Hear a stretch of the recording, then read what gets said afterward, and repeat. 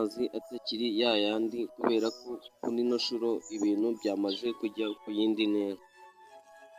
Ubu tuvugana Evariste Ndayishimiye ndetse na Tshisekedi ndetse n'igihugu cya USA byumvikane ko ari Leta Zunze Ubumwe na Amerika, ubu byamaze kurakara ko byose biri kuvugwa ku gihugu cy'u Rwanda gusa.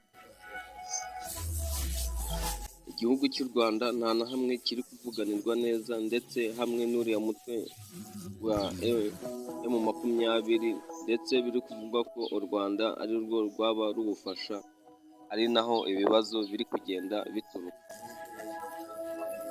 Byavuzwe ko uriya mutwe w'iterabwoba ndetse M20 cyangwa se M23 ari wo waba wararashe mu Burundi, ariko igihugu cy'Amerika cyamaze kwanzura ko ari u Rwanda, kubera ko igihugu cy'u Burundi nacyo cyatangiye kivuga ko ari u Rwanda, ndetse ko ubwizigame hano kuri ku Burundi bwifitiye ubwizigame ko buzatera igitero u Rwanda igihe rushakiye.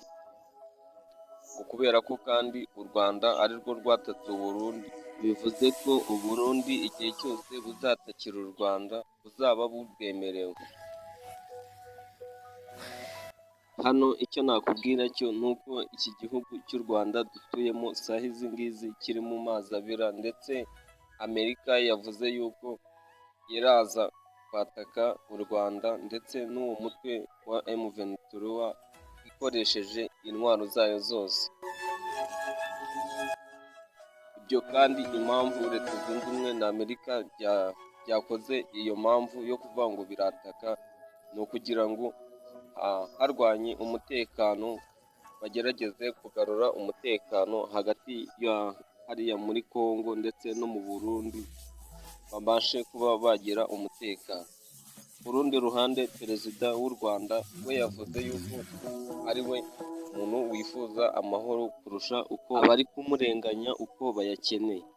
Ngaho rero nguko ni nuko nshoje ikiganiro nkubwira ngo kandi subscribe, hano ibigiye kuvugwa mu kanya gatoya ndaba mbikugejejeho.